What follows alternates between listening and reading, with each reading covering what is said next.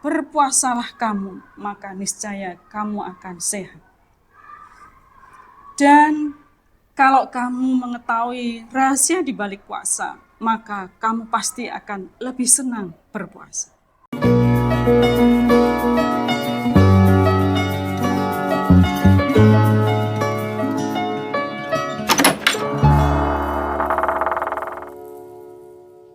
Bismillahirrahmanirrahim. Assalamualaikum warahmatullahi wabarakatuh. Rabbana atina min ladunka rahmah wa hayyi lana min amrina rasyada. Allahumma la sahla illa ma ja'altahu sahla wa anta taj'alul hasna idza syi'ta.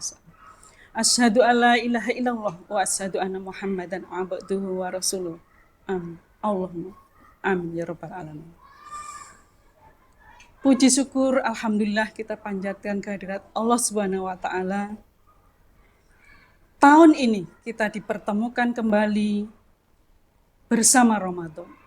Bulan yang selalu kita nantikan kehadirannya.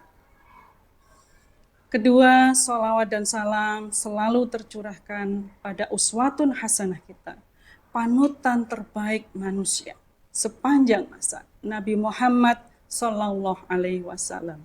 Amin. Allahumma amin.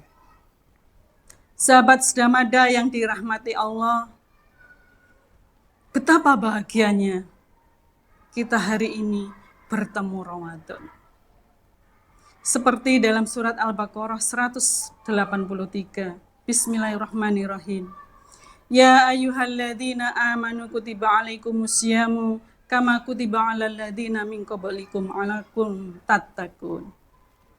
Diperintahkan atas kamu berpuasa sebagaimana pada kewajiban terdahulu, sehingga kamu termasuk orang-orang yang bertakwa.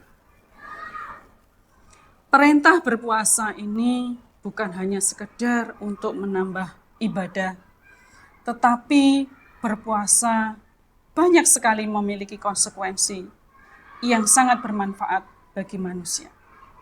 Allah memerintahkan berpuasa berarti memang ditujukan untuk kebaikan manusia itu sendiri. Kemudian satu pepatah mengatakan, berpuasalah kamu, maka niscaya kamu akan sehat. Dan kalau kamu mengetahui rahasia di balik puasa, maka kamu pasti akan lebih senang berpuasa. Mari sedikit kita kupas apa saja manfaat puasa dari sisi medis dan kesehatan manusia. Selama berpuasa kurang lebih 12-14 jam, dimulai dari imsak sampai maghrib, banyak sekali terjadi proses dalam tubuh manusia. Proses pertama yang terjadi adalah proses ketogenesis, di mana hati memecah lemak menjadi badan keton yang digunakan sebagai sumber energi alternatif saat kadar gula darah menurun. Pastinya selama berpuasa tidak ada asupan makan dan minum selama kurang lebih tadi 12-14 jam. Selama itu pula kita masih tetap melakukan kewajiban seperti biasa, bekerja, bersekolah, dan berkegiatan lainnya. Otomatis kegiatan ini memerlukan energi yang akan tetap dipakai selama aktivitas itu. Nah, bagaimana proses ketogenesis ini bermanfaat bagi manusia? Selama berpuasa tadi, ketika gula darah menurun, maka lemak dalam tubuh kita, cadangan lemak yang berlebih akan dipecah, digunakan sebagai sumber energi.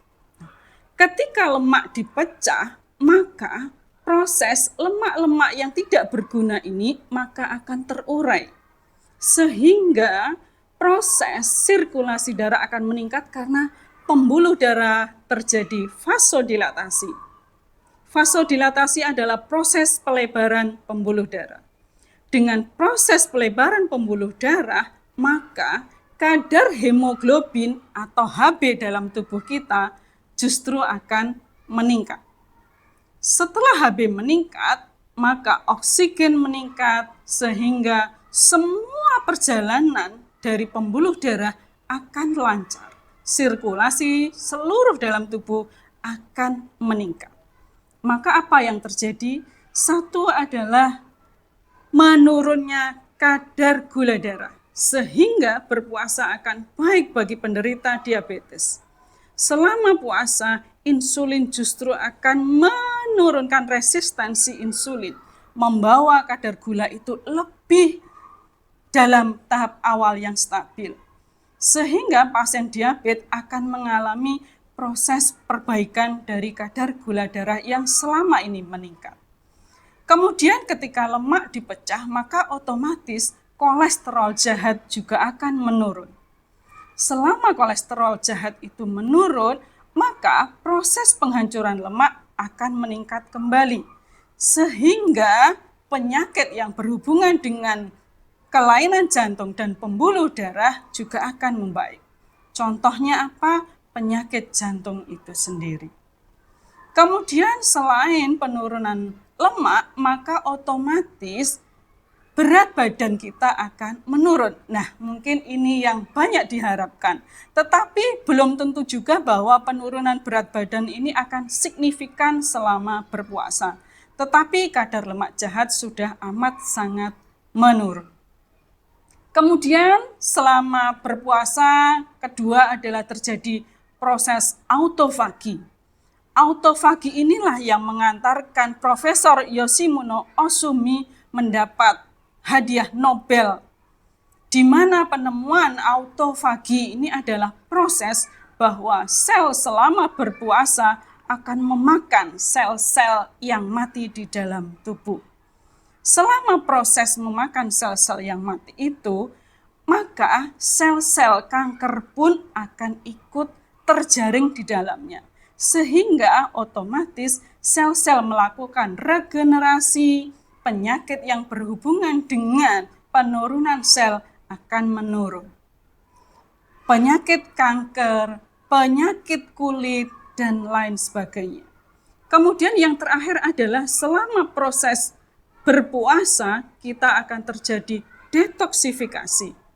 Semua racun akan dibuang dan tubuh akan kembali mendapatkan kondisi yang fit. Sehingga penyakit alergi, penyakit yang berhubungan dengan peradangan, otomatis infeksi juga akan menurun. Nah, begitu banyaknya manfaat berpuasa, sahabat Sedamada. Selama ini kita menganggap bahwa berpuasa menyebabkan lemah dan lemas. Tetapi nyatanya di balik kelemahan dan kelemasan itu banyak sekali membawa manfaat dan itu berdampak bagi seluruh tubuh manusia itu sendiri. Maka sahabat Sedamada yang dirahmati Allah, mari selama 1 bulan penuh ini kita bersyukur dan bersyukur kepada Allah. Sudah mempertemukan kita pada proses yang sudah kita tunggu-tunggu ini, yaitu keberkahan Ramadan dan kesehatan yang meningkat. Sehingga harapan kita di akhir Ramadan, badan akan kembali fit, tubuh kembali bugar, psikis akan membaik, stres akan rilis, sehingga umur, bismillah kita berdoa, semoga kita panjang umur dan berkah. Demikian apa yang bisa kami sampaikan, kurangnya mohon maaf dan terima kasih. Assalamualaikum warahmatullahi wabarakatuh.